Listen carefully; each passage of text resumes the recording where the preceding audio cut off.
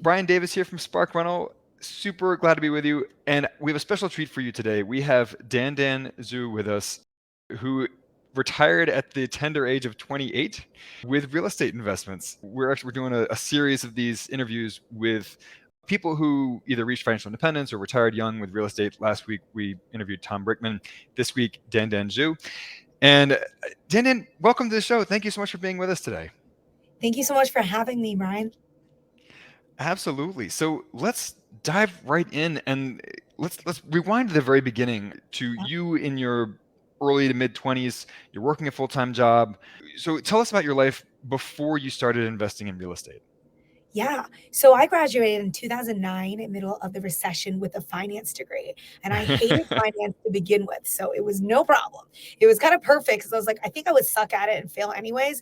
So somehow I wanted to get rich. That was a goal I had because I don't like being poor. I grew up poor and I don't like it. And I wanted to become very wealthy. And I saw my parents put in a lot of hard work. In high school, I used to help my mom with some of her dilapidated homes that we were renting room by room. So I've had a little taste of like the nitty gritty, dirty grunginess of like hands-on real estate, like work. Yeah. So that was in the back of my mind. I was like, I want to make enough money so that I can invest in real estate. That was always the game plan because it was like, it's not rocket science. It's pretty straightforward. And the USA is the best place to do it, economic reasons. So I thought when I graduated, I was like, I need a high paying job. I need a really high paying job so I can make a lot of money and save it and then buy real estate. Because at that point, of course, 2011 wasn't when I became a headhunter. That time, like houses were like really starting to like come back up again. They were starting to creep up. So I started my career in recruiting. It's a high paying sales job. And then so by the time I was 25, I was making over $215,000 in that That's job. right.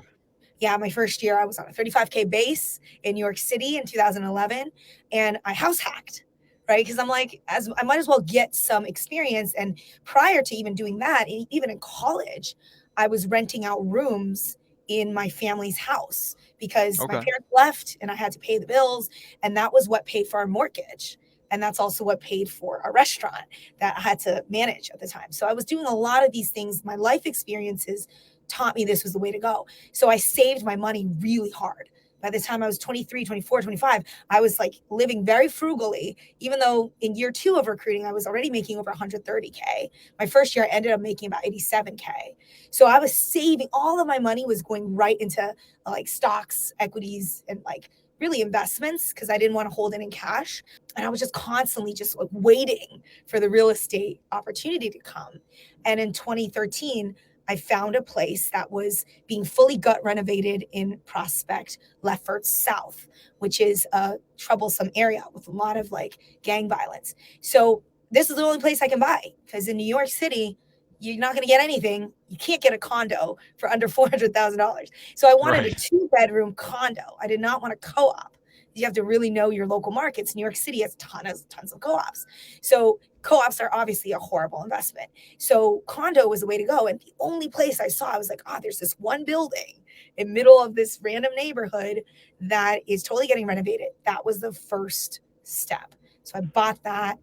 It was fully renovated by 2014. I gained ownership.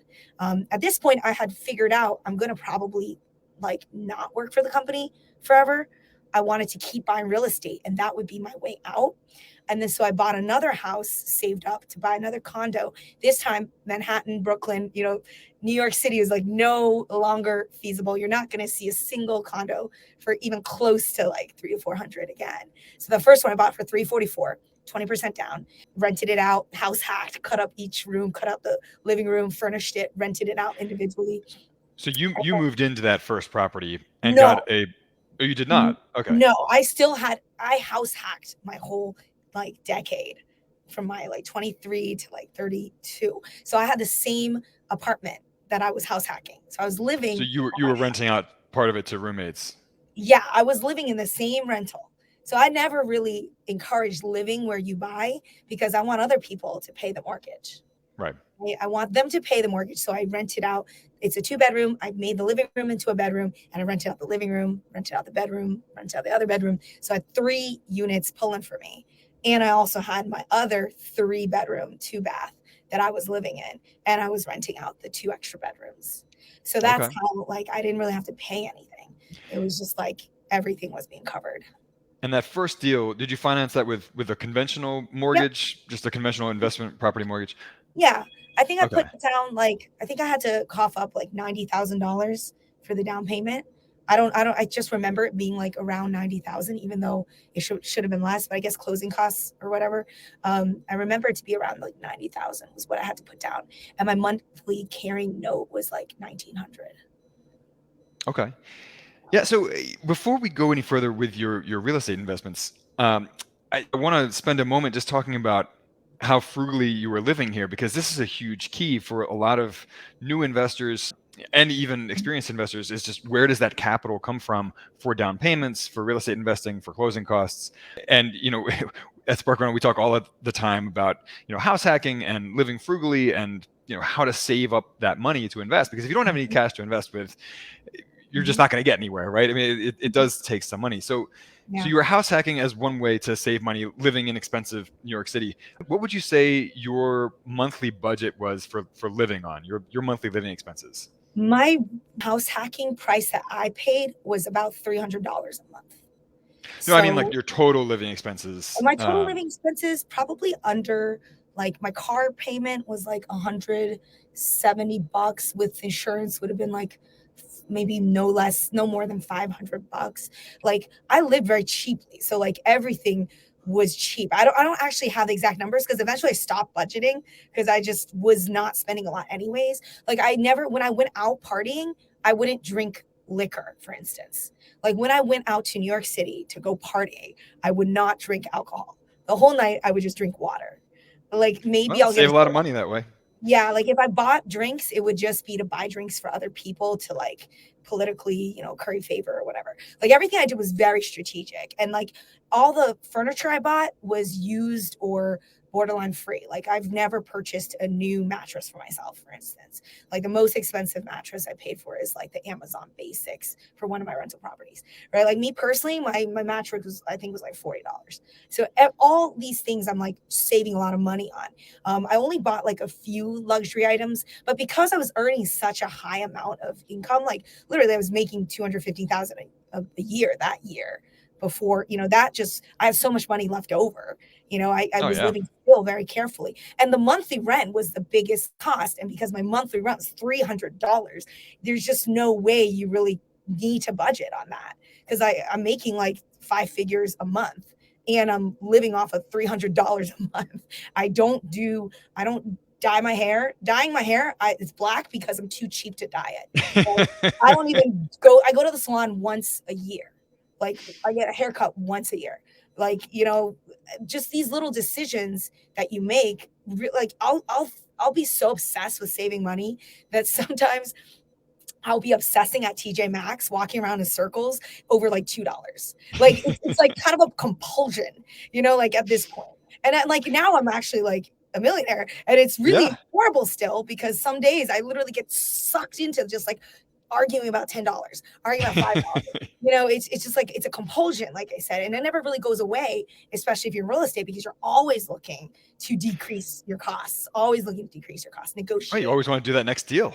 Yeah, you always want to save money because you're absolutely right. And like so many of my colleagues made the same amount of money, but their living cost, their rent was $4,000. They Right. would go out and drink and eat each night. Their tab would be like $200, $100. It'd be easy to achieve that in New York. That's like 7 cocktails, right? Yeah. Like over a span of 3 hours. That's like 2 cocktails an hour. So like it's these things. Like, it's like my first year in recruiting, I was eating hot dogs. I was eating Chinese buns for breakfast that were $1 a piece. I was eating leftover sushi from the restaurant that was closing, and they would give their sushi out for like Ooh, 50. that's dangerous. Yeah, it's just like little things like that. It was like all these costs. And like I was eating Subway sandwiches. Like, my first year was the most difficult year because I was on the lowest base.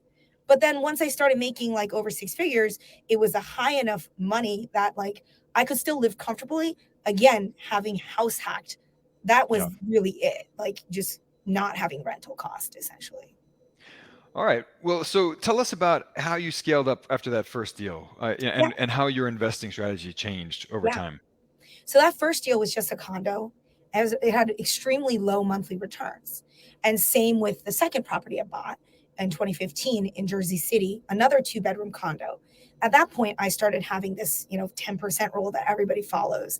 So my goal was if I buy something for 180, it has to rent out for 1800, and then that would be worth it.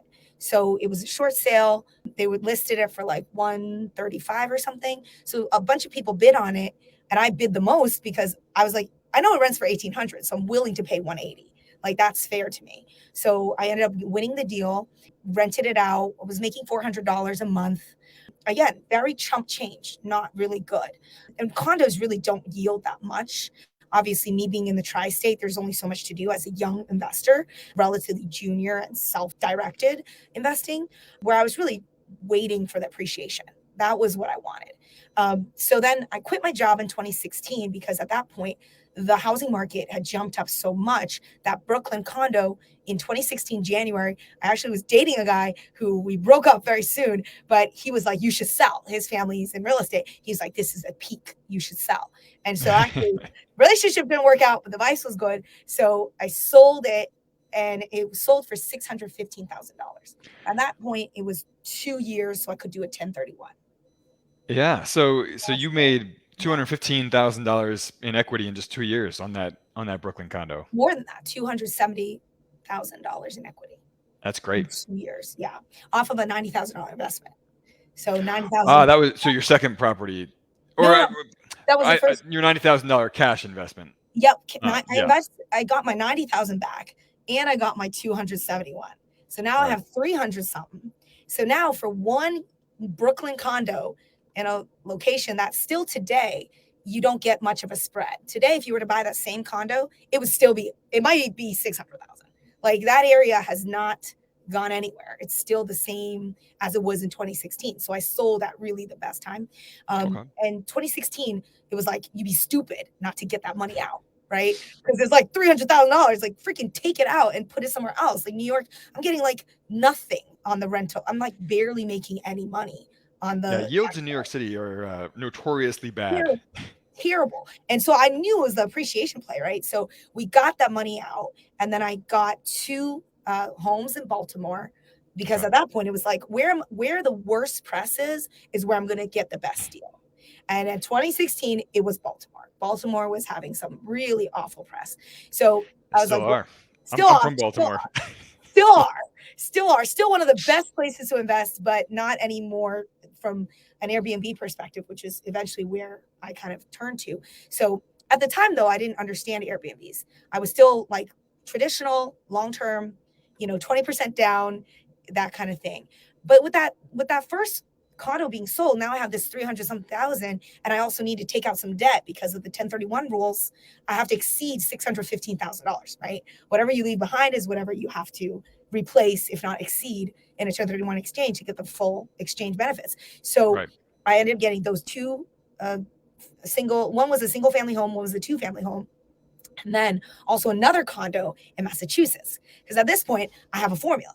I just buy in these kind of like tertiary, cities next to big cities. So like New York City, I'll buy Jersey City in Journal Square, right? It's like a tertiary city off of a big city. Same with Chelsea, Massachusetts. It's off of Boston. It's not in Boston, it's off of Boston. It's close enough, right? So that was like my strategy is like buy these buildings, these areas are up and coming because the city limits are kind of pushing people out, right? Yeah. Appreciation's moving people out. And I just thought I had this Midas touch and it was just going to keep going. So this Massachusetts condo I bought for like 189, put in 6,000, got some tenants in. But then very soon I started learning how bad condos are because I lucked out on the first two. I lucked out big time. Like it was easy, condo association. I never saw them, didn't have to go to the meetings. Then this Chelsea one, this lady owns like 30 of them. Like she owns like a big amount. So number one, it's like not financeable, which is problematic if you want to get a high appreciation reward. And you have Yeah. to deal with her. And she's the one in control of everything. And she has her kids in there sitting on the board. So now it becomes like I'm a very much a David and she's very much a Goliath. And to have your money kind of held hostage by a terrible association leader who is essentially monopolizing the whole complex, has you by the BALLS, it's not a comfortable feeling. Like, so that's when I started learning, like, this is a gamble. This is just not great. So at this point, I had already quit my job. I have these like 4 homes, and then I had $40,000 left in the bank, and I saw this $145,000 house for family in Vermont, in southern Okay. Vermont. And that was when I was like, this is too good of a deal. One of the units was like fully renovated. So my dad and I went up. I ended up getting my cousin in to co-sign the loan because at this point I'm self-employed. It's very hard to Right. get financing, right? So my cousin loops in. I wasted the rest of my savings. I had to take 10,000 from her to even have the down payment. And we went in on this together. And Okay. so she's a minority stakeholder. She's a total silent partner. She doesn't do anything. This is more of like a savings account for her kind of idea. And that was when I first started, eventually 2018, converting that into Airbnbs. And after the success of seeing Airbnbs at work, now my strategy is all Airbnbs. Now I Okay. bought and sold like 12 properties at this point. Now I currently own, I think it's like 6 homes now. With the plan of demolishing one, totally rebuilding it. Again, the strategy is full on migration into Airbnbs. So did you sell those 2 properties in Baltimore and the 1 property in Chelsea, Massachusetts? Chelsea, Massachusetts, I sold that right around COVID. I sold at 222,000. She got in the way of me selling it for more and Mm. basically blocked buyers from like seeing the condo documents, being very irresponsible. So financially I got a pretty bad gain, like a average return, if not like under average return. At least you came out on top, though. Yeah, yeah, Sometimes you can really get in trouble when you have yeah. a non-cooperative condo association like that. That's why I've never liked investing with condo associations. It just adds that extra wrinkle, right? That extra dimension, that is outside of your control. I'm Um, currently in that problem now. I have another condo that I bought during COVID. I bought 2 condos during COVID, one in Denver, which I've since offloaded. Again, okay. very low return. I bought it for 114, sold it for 124. But I had a tenant. It's just like, again, bad condo. Like there was poop in the actual laundry rooms. Homeless Oh. people were sleeping in the laundry. Like it was just the stuff like that. It was just like, this is ridiculous. And I was just like, I need to sell. I need to get that money out. Like I just don't even, I see no point in sitting here and waiting and praying for the appreciation. Appreciation plays are just not good anymore. They used to be really good. They're not very good anymore. So Well, I'm done especially in with, a cooling market yeah, as it appears we're entering into yeah. now. It Um, is. And then I bought a DC condo. I'm going to lose money on that. That I bought for 94.5. I'm under contract to sell it for 90. And at this point, I just want the cash. These were all cash buys. So I just want my cash out so I could use it for other stuff. But the Baltimore place, I sold one. I kept the 2 family. That one's a okay. traditional brownstone. It's appreciated by over 6 figures. So That's that great. one I'm holding on for a Out of while. curiosity, where in Baltimore is it? Right in Reservoir Hill. Okay. So Mhm. I'm guessing that you don't use that as an Airbnb. No, Yeah, because that's Baltimore is not really a very touristy area. well, Baltimore, anywhere can be Airbnb friendly. Airbnbs are amazingly versatile, but it's really down to the city laws. Baltimore has terrible Airbnb laws. They're not friendly towards Airbnbs, which is a Yeah. humongous missed opportunity. And Oh, it's yeah. I can talk hours about how stupid cities and states are if they dare limit Airbnbs and how that can actually be a positive change for their cities. But that's a different topic. So I immediately sold. And that's why when I sold, I didn't make that much money. I bought the single family for 135, sold it for like 165. Again, not amazing returns. It's because of third party interference, right? Like if the government wasn't involved and allowed Airbnbs, the prices would be much higher because that place was right next to Johns Hopkins. So, it's full on, there's some macroeconomic influences that definitely hurt returns. Yeah, and Baltimore it's one of the worst governed cities in the country. I can say that because I'm from there and I used to invest in real estate there. But very anti-landlord with their regulations and laws. It's one of the things that Denny and I talk about all the time is we discourage people from investing in cities with anti-landlord laws. They're super, super tenant friendly with their laws. You end up getting burned as a real estate investor there. Yeah. I actually didn't mind it as much just because like the court system, I had to do a ton of evictions in Baltimore, one after the Sounds other. about right. It was kind of like fine because you could get someone else to go for you and do it, which was really cool. Other cities and states you'd have to personally show. So like that was kind of fun where you could hire someone to do your evictions, and then the sheriff would like force the people to like pay on the day. And then sometimes I would get my money that way. So, but I think again, it was just like a combination of me being a junior investor as well, and Baltimore just not having a lot of people with good jobs. So you have to wait a long, long time for a good tenant. And I could not afford to wait any longer. Well, your vacancy rate impacts your returns. I mean, yeah. So goes into the calculus. For sure. It was just me being unprepared and being a little bit of a junior investor. So what do you look for in Airbnb properties? Airbnb properties have to be in a safe location.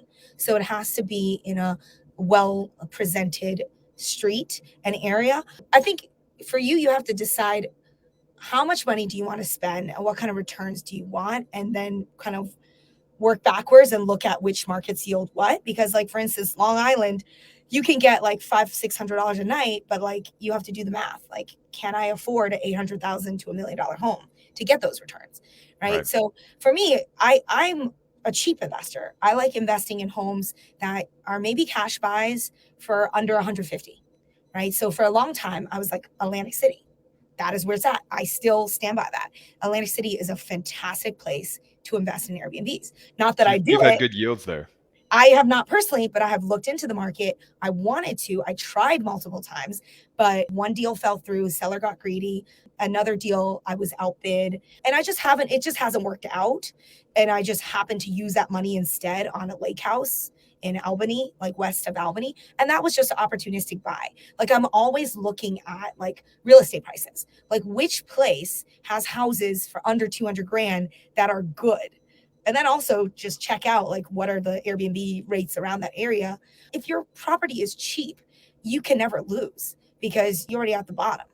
So that lake house I bought was $127,000. I was like, this is so cheap. It's a lake house. I mean, most lake houses in the Northeast are $250 to $350. I know because I looked at every single lake in the Northeast. Like, I literally will go sit at Trulia and look at Poconos. And I literally will go on trips. I'll go to Poconos to like talk to real estate agents. Like, I looked at that market. I made an offer, got outbid, was like, I'm not competing. Like, I'm not in a rush, right? Because Airbnb is so much work that unless my rate is very low, I don't even want to like put in the work. Because then I end up like paying a lot and doing all this work. So I want to find a really, really good deal. And I'm just going to patiently wait for that really good deal. But it just happened to be this random lake house that was a short sale. Owners in a senior home care center, 3 years, hasn't been living there. Very dead area, nothing going on, but a lake. And we did a lot of projections, and we'd like, you never really know until you set up the property. But it was a 2-bedroom, 2-bath. 3-bedroom, 2-bath. So the occupancy is going to be very high. It could be at least 10 people. And that's important for Airbnb returns, is like the occupancy rate. There's no math. There's no formula. I just like to buy cheap properties. And because I keep buying cheap, I always make money because your denominator is so low. So we've got a question from the audience here. Rebecca Taylor asks, how do you see the recession impacting the short-term rental market for vacationers? If we're even in a recession, that's a whole nother conversation. But assuming that a cooling economy, whatever you want to call it, how do you see that impacting the short-term rental market for vacation homes?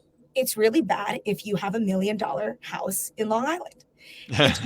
It's just really bad if you have a high value property going into a recession. This is why real estate, you always have to buy low. Like, because you never know. You just never know what's going to happen. At least that's my view. My risk tolerance is very low. Even though I'm actually very risk taking, I'm very conservative. So I'm like, this house is $127,000. We put in 35. It didn't cost us, over 170. Even in the worst case scenario, the carrying cost is like 8 to 1,200 a month. I can afford that. So that to me is a safe investment because I can afford, if you add up all of my carrying costs, it's not more than like 7 or 8,000 off of like, 6 homes and 15 apartments. It's because I buy cheap. So it's really cheap. The carrying cost is very cheap.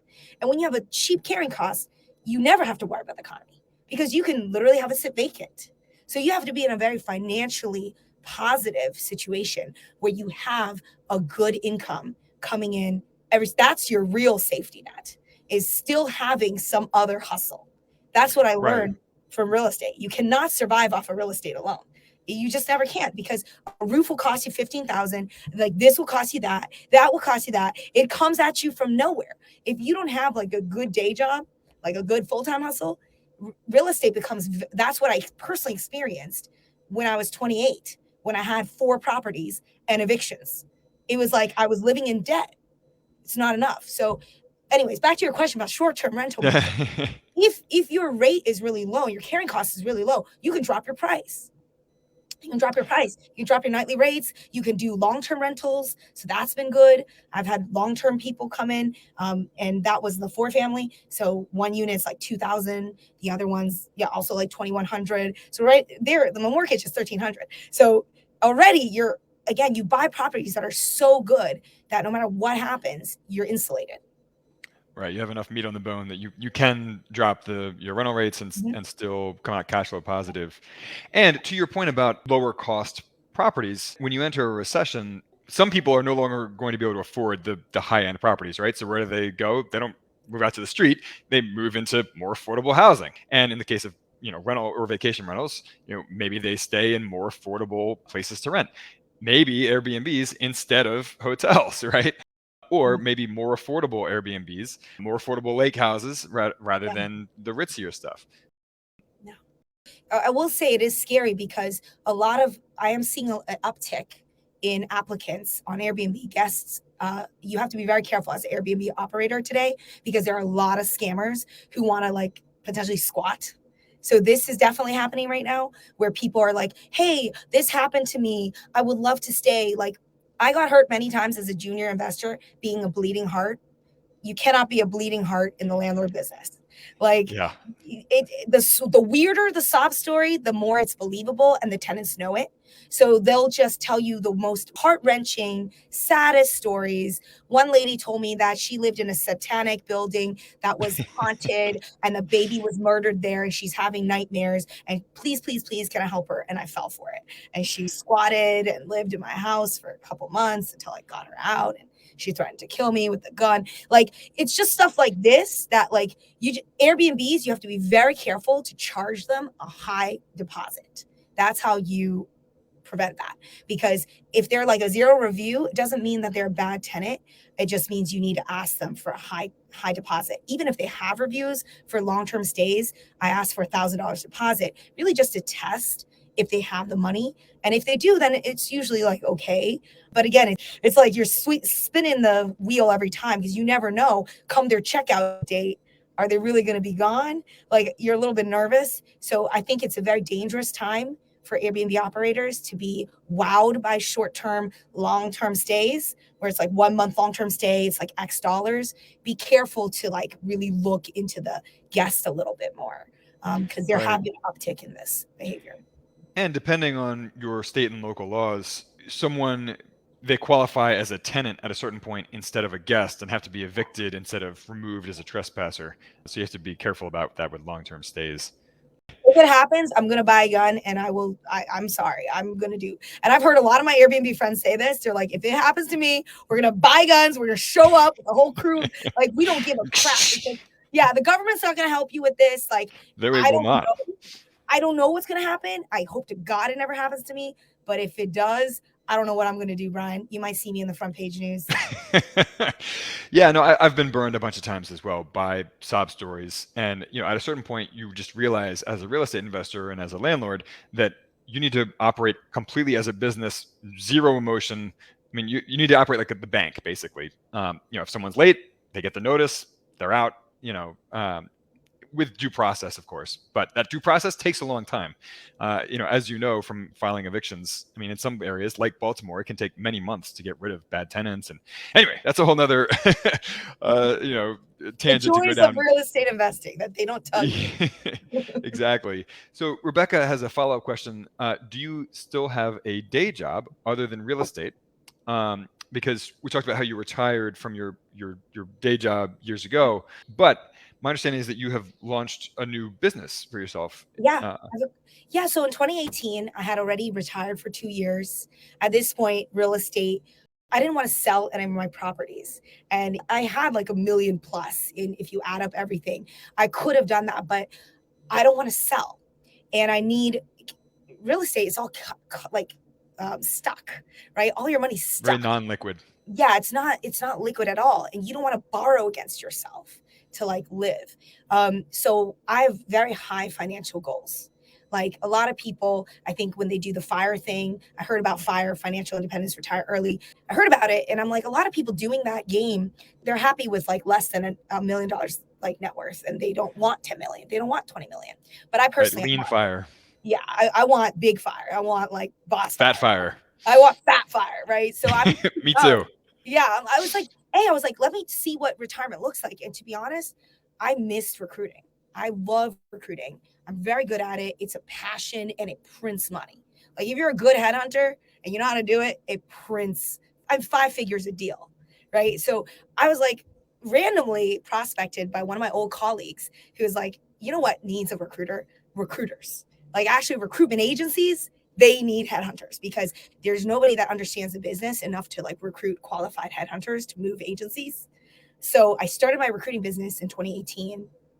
Really fun journey, ups and downs. COVID really kind of shook things up. But I had that recruiting income, which was critical because that four family, my tenant, my elderly tenant upstairs, who's since gone on to go to a nursing home, she at the time clogged up the toilet, which destroyed the whole bottom unit. That was like $60,000 to rebuild. Because Wow, I had from a clogged toilet. for a clogged toilet, destroyed the whole bottom unit, like Whew. all the way to the basement. Like the whole bottom unit needed renovation anyways. And Airbnb people have a very high standard. If it's not renovated well, they will leave terrible reviews. You will not get high nightly rates. So with the recruiting job, with the recruiting business that I had at this point, it's mine. I own it. So every deal that comes through, other than the cost of running the business, which is very low, flows to me and my partners, and I put it into fixing that unit. So having a day job, I think, is really important, and it's an elective choice because I want more. I need more to get more. With this business I have, I can get more loans in the future, and I'll have two like 200 plus figure incomes coming in. Because I own my own practice as a headhunter, I work to my own hours. My clients and my candidates, I handle them myself. So there's no real like job feeling. It's very entrepreneurial.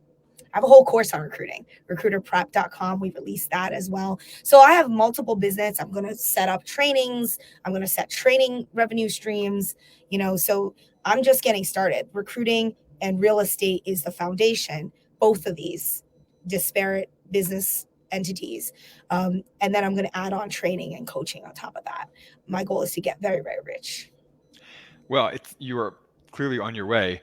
And, I just wanted to highlight a couple of things you just said there. One, that it really helps to have many sources of cash flow and revenue here, both real estate wise, but also outside of real estate as well. And not only does it help you keep your personal lights on, but it also makes it easier to get financing to do those next real estate deals. So yeah, no, I'm a huge believer in that. And, a day job is even the wrong way of putting it because it's not, like a ball and chain, 9 to 5 thing. It's like you said, it's something that you control. It's your baby. You can work as many hours as you want.